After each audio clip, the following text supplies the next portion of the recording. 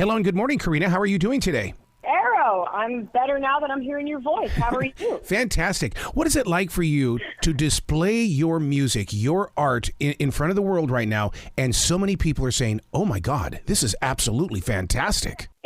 It's absolutely humbling and crazy, and to me, I thought, of course there was so much effort put into this, and every minutia and minute detail of it was slaved over, and I stayed up for days on end sometimes writing the lyrics and rewriting the lyrics and throwing things out and thinking that nobody would like it and all those things, and and thinking that honestly it was too genre fluid. Let's talk about that title track hit, because what I love about this is that it's got an EDM edge to it that really kind of draws me into the picture, because I feel like that, I've always believed that the bass guitar is my mother's heartbeat, and you really play that very well. Thank you so much. I am a big bass guitar and sub bass and synth bass and, whatever it is fan. I love the low end. I like to live in that world for sure. And Joyride definitely has this pulsating thing throughout, and especially that hits in the choruses that I'm super proud of. And I think it's like a sonic bath that I never want to get out of. When you take a song like Elevator, how do you put that on a live stage? Because you were talking a little bit earlier about what goes into the production of it. But I mean, Elevator, I would love to see the light show that is connected to this song. Oh, you have no idea, Arrow. I mean, Elevator was my second single, right? And for this record, it got a facelift because of the way Elevator came to life on the live stage. And in that, Elevator, the original, if you listen to it, which is totally also on Spotify and everywhere, it didn't have live drums on it, and it didn't have this bombastic live ending that we had developed over years of touring.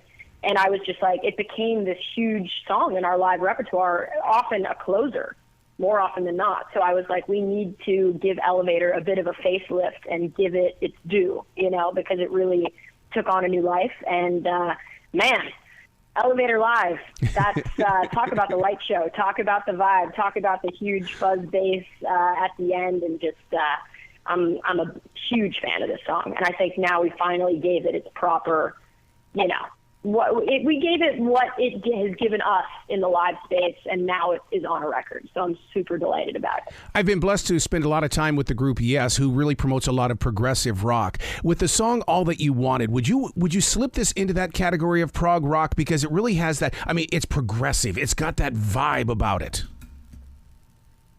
On All That You Wanted, really? That's awesome. I don't think of that tune in particular in that way, though I'm a huge Chris Squire fan, and I'm a big Yes fan in every regard, for sure. Mm-hmm. So if it permeates into tunes like that, that's awesome. No, to me, All That You Wanted is a synthy indie pop rock song with, psychedelia drenching it on all four corners. But I love that you think that. That's awesome. That's great for me. That's the thing about, my brain is so chameleonic, genre-wise, that, so many influences that are disparate that you wouldn't even think, would permeate into each tune. I feel like people are picking up on things where I'm like, well, you make a good point, because how many, years have I spent trying to be like Chris Squire? Many, so it's the cool part of all this. It's the cool thing. People are picking up little elements of it that I wouldn't even pick up on myself, which is amazing. The vibe that I picked up on the album Joyride is the fact that you love to explore, and I have to ask if you were inspired in any way by Depeche Mode, because that song Beacon, I swear to God, I've heard that thing 30 times already. Wow, that's awesome. I love Depeche Mode, absolutely. And, talk about pioneers of electronic exploration, Beacon in particular, that's interesting. That's cool that you think that. I think, Joyride, like we were talking about with a lot of the synth bass that's happening there, that feels Depeche Mode-esque to me. And even All That You Wanted, that as well, with a lot of the kind of chopped up, subs that kind of permeated, especially that you hear in the beginning, the kind of stuff, So, there's definitely a Depeche Mode influence. There's a Cocteau Twins influence. There's so much. It's really, poor everyone else having to digest just the plethora of influences that I have. So, yeah.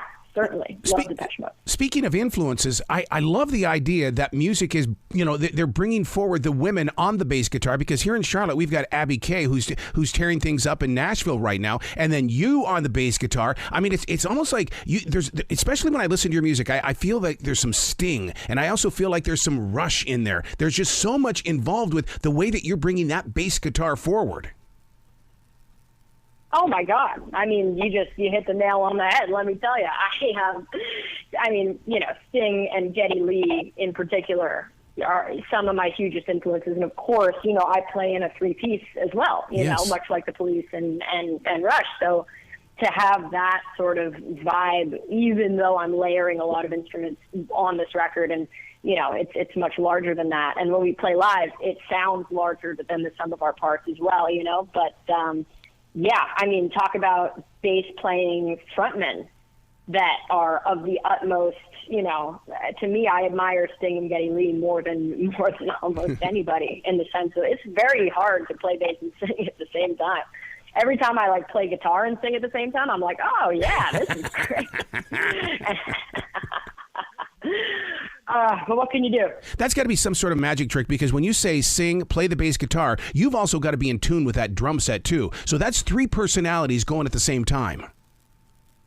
Oh my God! I mean, tell me about it. It's it's one of those things where you're just like, well, you dug this grave, baby. Now you got to lie in it. Now you got to be, good. Now you got to actually own up to what you've written, and bring it to a stage and have it translate. God willing, It's a challenge that I am up for.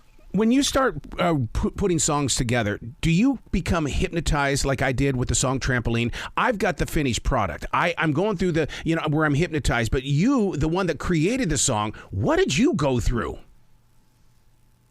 I went through hell in a handbasket, Arrow. I went through absolute days on end torment. I went through, nights on the floor of my bedroom, scrawling away lyrics, throwing them away, thinking they were terrible, rewriting, writing again, et cetera, et cetera. And just, that one in particular, it has gone, it was meticulously worked on. And it's, the synth work on that is, I owe a lot of that to Gabe Monroe, my producer, my songwriting partner, my right-hand man. We created these kind of sort of lush soundscapes throughout that, we were adding things and then it was too much and then we were taking them away. And that tune also, you'll notice it's not a verse, chorus, verse linear song. Right. It very much, it starts in point A and it really ends in point D, and very few elements are repeated, so it was cool.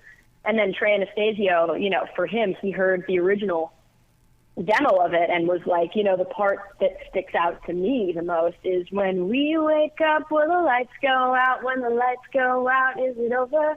And then the whole outro with the jangly guitar and whatnot, and the very, all that is Trey Anastasio, embellishment and addition. So that, kind of put a bow on the whole thing. And I thought it was a beautiful way to end the record. So I'm delighted that you are hearing what I slaved over and what we, worked and reworked tirelessly, and you like it.